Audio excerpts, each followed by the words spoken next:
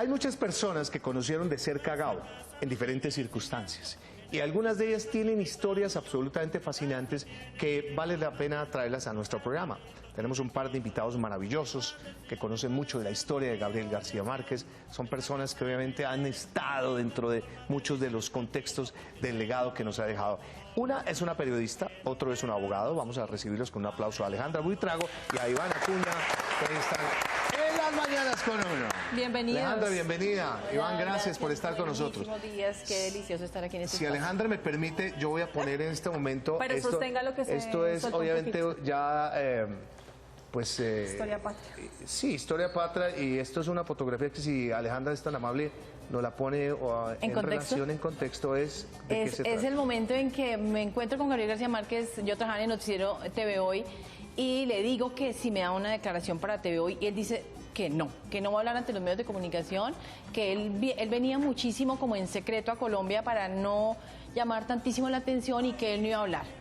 Pero yo cuando le dije que trabajaba también con la emisora HJCK El Mundo en Bogotá, dirigida por Álvaro Castaño, de la cual él fue fundador también, de alguna manera, inmediatamente me dijo, espérate un momentico, veámonos mañana aquí en mi casa. Ah, le cambió la película. Entonces, A él siempre había que entrarle con lo que le gustaba, ¿cierto? Sí, exactamente.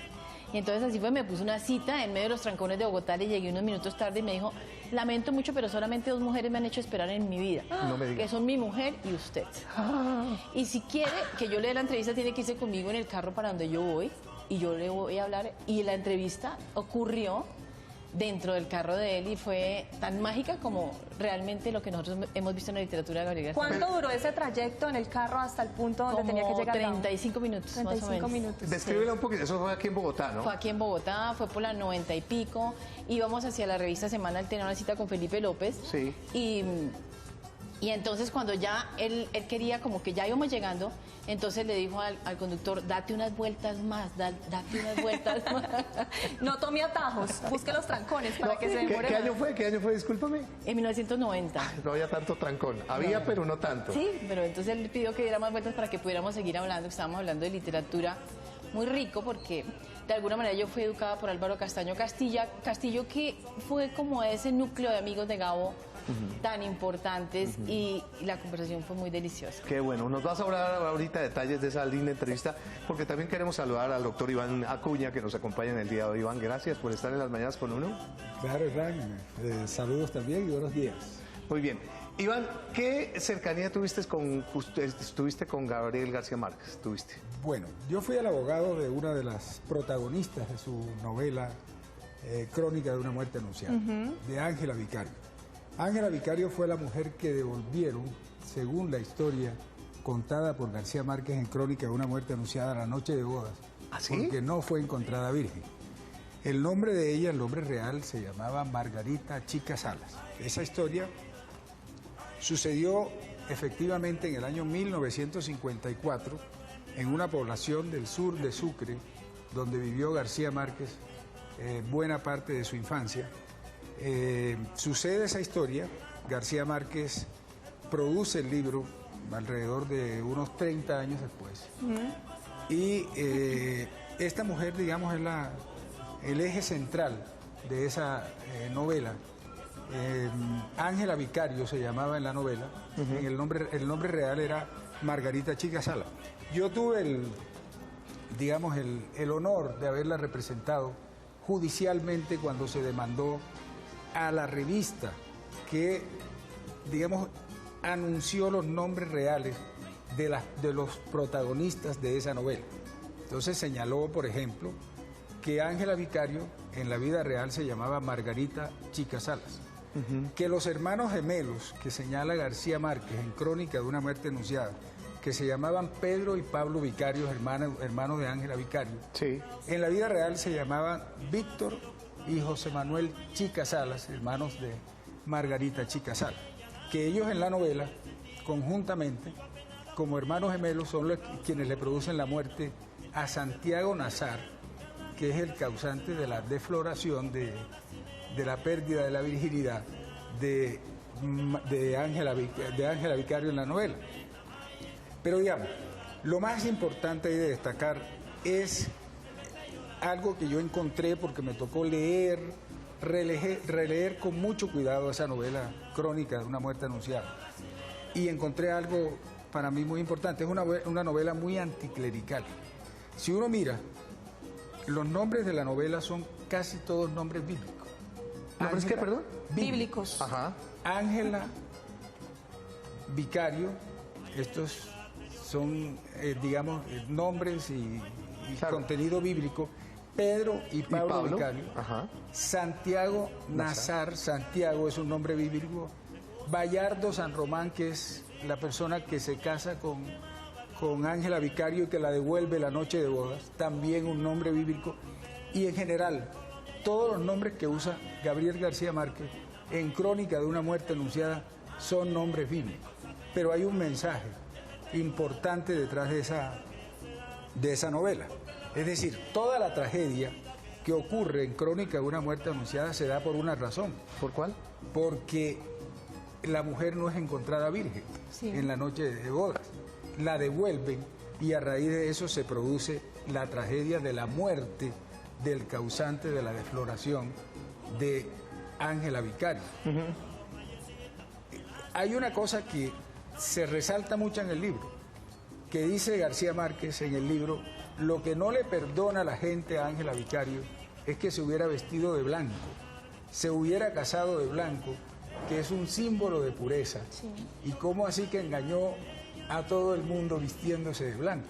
Y eso es lo que causa la tragedia. Y dice García Márquez también, ahora que ustedes señalaban frases importantes de García Márquez, dice una cosa muy relevante.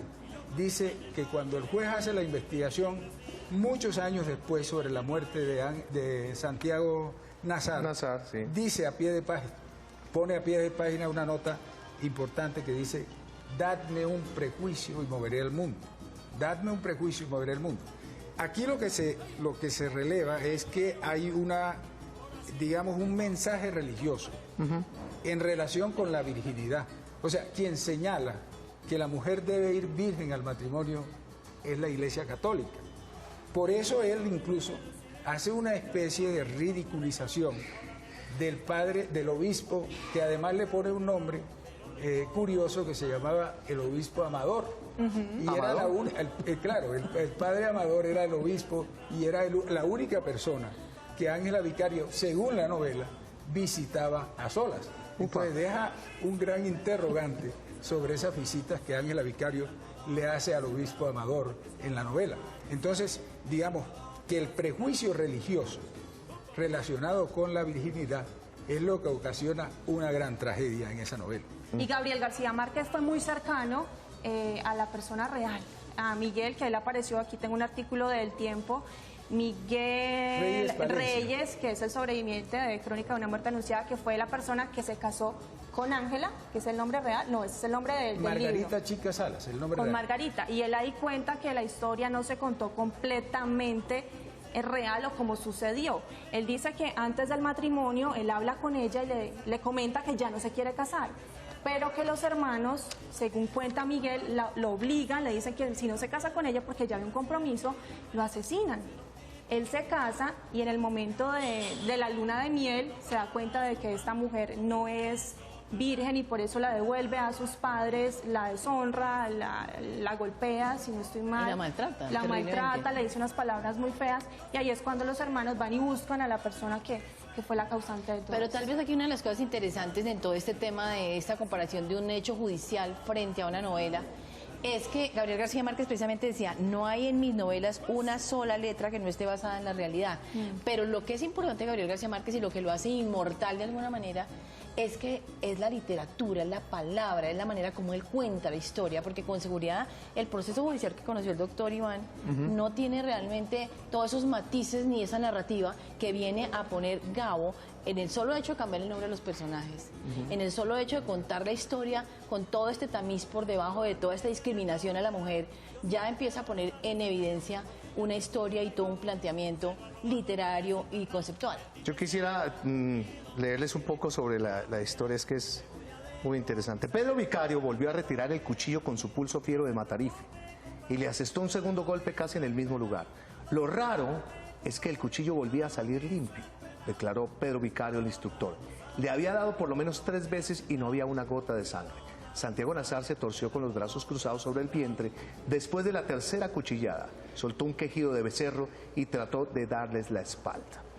Este libro, que nos han prestado muy gentilmente, tiene una marca muy particular, ¿sí? O sea, el marcador del libro, que es un billete de 1.000 pesos del año 1979. ¿Cómo entra en relación todo un universo relacionado con las historias de Gabriel García Márquez? Doctor Acuña, y finalmente, ¿qué pasó con el caso judicial? ¿Eso quedó impune? ¿Qué pasó finalmente? Bueno, la denuncia se presentó contra 3 periodistas por una figura que en ese entonces tenía el Código Penal que se llamaba calumnia e injuria indirectas, que consistía en que nadie podía hablar de la vida sexual, de la vida conyugal, ni de la vida familiar de las personas. Entonces ese delito se llamaba calumnia e injuria indirecta. Como la revista que se llamaba Magazine al Día, de Elvira Mendoza de Reaño, que era la directora de esa revista, Sí. fue quien publicó los nombres de la novela relacionados con la vida real. Y hubo 2 periodistas que visitaron esa población en Sucre, que se llamaban, me acuerdo, Julio Roca y Camilo Calderón. Entonces, yo presenté denuncias con base en lo que establecía en ese entonces el Código Penal por calumnia e injuria indirecta contra la directora de la revista y los 2 periodistas. Se recibió una declaración de García Márquez en México, porque le preguntaba a través de una figura que se llama carta rogatoria, que se hace a través del consulado, le preguntaba yo a García Márquez cómo explicaba que estas personas de la revista supieran, antes de que saliera el libro, porque eso se hizo aproximadamente unos 6 meses antes de que el libro fuera publicado. Salieron los nombres exactos antes de la publicación del libro. Claro, eso salió simultáneamente con la publicación del libro. Sí. Y la investigación que hacen los periodistas se hace 6 meses antes en esa población donde ocurrieron efectivamente los hechos, señalando de que Pedro y Pablo Vicario no eran hermanos gemelos, eran hermanos, pero correspondían, y no gemelos, a Víctor y José Manuel Chica Salas, eran los nombres en la vida real.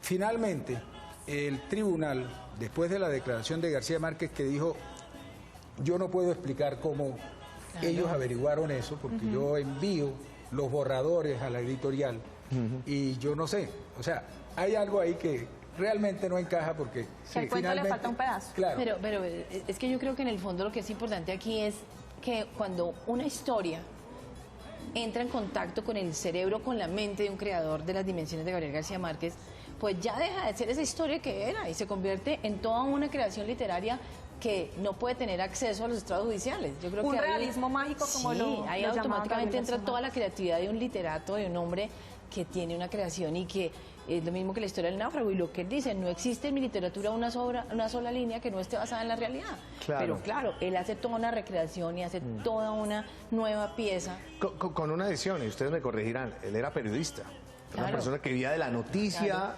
diaria y que la realidad para él nunca era ajena. Pero saben que Miguel Reyes también demandó a Gabriel García Márquez por haber publicado esta historia de la vida de él y no haber contado con su aprobación. Él sabía que Gabriel García Márquez conocía mucho de detalles porque él vivió ahí, convivió con ellos, pero nunca le pidió esa aprobación en la publicación y esa demanda no prosperó porque no tenía los suficientes recursos para continuar con el abogado. Claro, y el proceso concluye con una decisión del Tribunal de Sucre. Yo en ese tiempo vivía en Sincelejo y conocía circunstancialmente a Margarita Chica Salas. Era una mujer pobre, bordaba vestidos, ya murió Margarita Chica Salas, una mujer que además sufrió muchísimo cuando revelaron esa historia que estaba completamente oculta.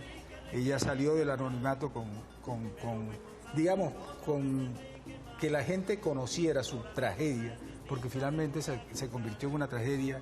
Ella fue una mujer que nunca más se casó. Creo que Miguel Reyes Palencia, el nombre del esposo en la vida real, fue bastante inclemente con ella, bastante severo, incluso le vi hace poco unas declaraciones, ya a los 80 y tantos años, en la televisión, donde fue bastante fuerte todavía con Margarita Chica Salas. Y el juez concluyó, aquí lo que hubo fue un interés literario, aquí no hubo dolo, aquí no hubo intención de ocasionar un daño a ninguno de los personajes y por lo tanto los periodistas, la directora de la revista y los dos periodistas que hicieron la investigación en la población de Sucre fueron exonerados de toda responsabilidad, fueron absueltos de toda responsabilidad. Esa fue la conclusión, Hernán, del proceso judicial. Pero fue una cosa bastante interesante. A mí me tocó, digamos, mirar la parte literaria. Yo lo que resalto en eso es el contenido anticlerical que tiene por el uso de los nombres. De los nombres, claro. De los nombres, digamos, por el mensaje relacionado con el tema de la virginidad, que es un tema absolutamente religioso. Es decir, es la Iglesia católica quien ha señalado que la mujer vestida de blanco, como símbolo de pureza, debe ir virgen al matrimonio. Muy bien. Doctora Acuña, muchas gracias por su compañía.